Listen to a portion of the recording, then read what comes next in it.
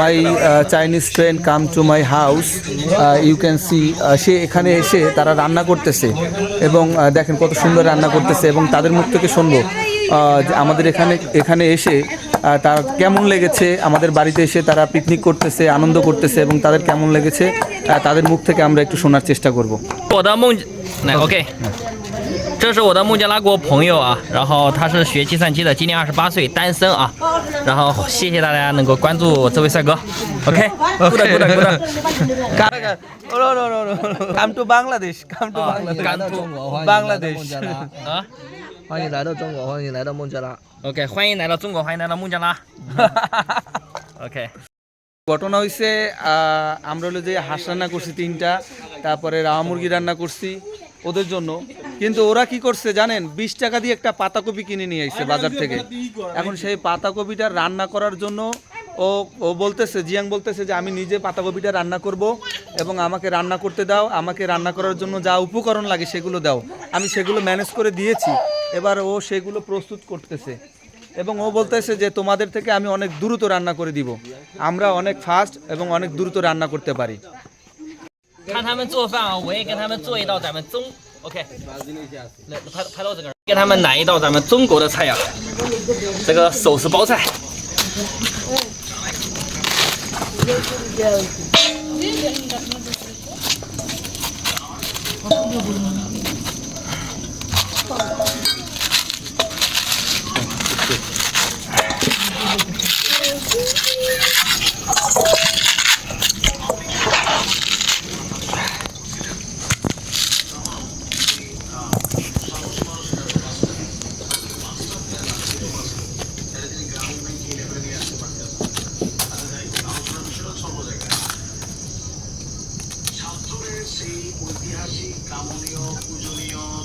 给他们也做一道咱们中国的菜，手撕包菜啊。其他的菜我可能不会做，因为这里没有什么调料啊。包菜比较简单，就是把这个叶子给它这样撕下来。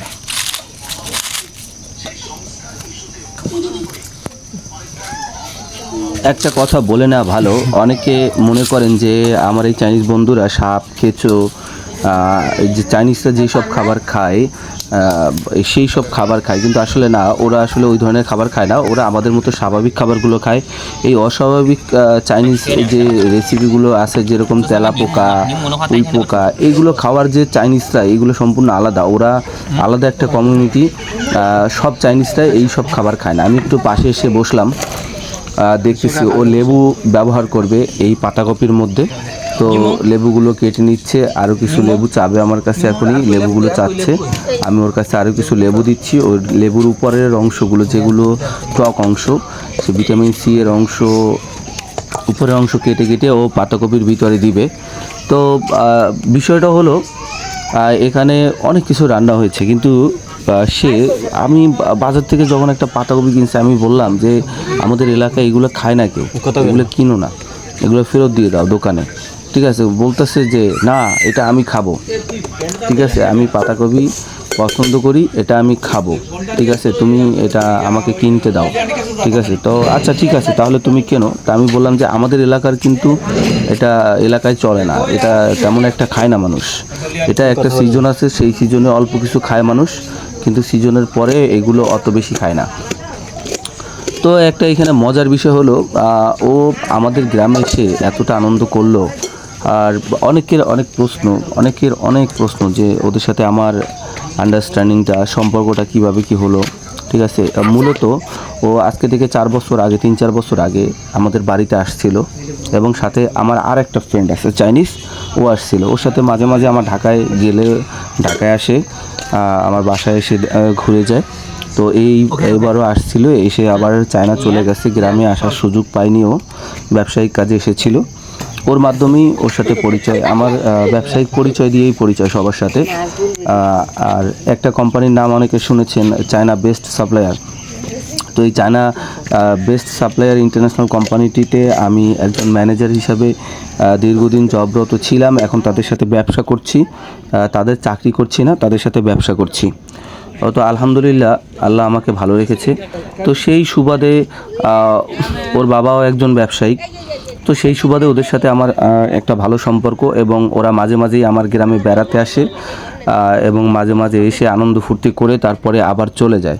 তো সেই সুবাদে আসছে আজকে প্রায় 1 সপ্তাহ ওরা এখানে থাকে, ঘুরে ফিরে খায় দায়, ঠিক আছে। ওরা নিজেরা অনেকে দেখা গেছে আমি এক জায়গায় টাকা দিতে চাইলে, ঠিক আছে, আমাকে অল্প কিছু টাকা দিতে দেয়, কিন্তু বেশি পরিমাণের যদি টাকা হয়, যদি টাকার পরিমাণ বেশি হয়, তাহলে আমাকে সেখানে টাকা দিতে দেয় না, ও নিজে দেয়।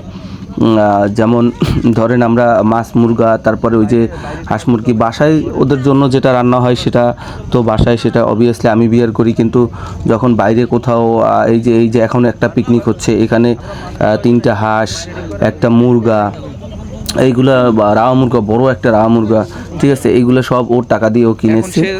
আর এখানে আমরা প্রায় 20-30 জন মানুষ সবাই একসাথে রান্না বান্না করে এগুলো খেয়েছি, অনেক আনন্দ করেছি।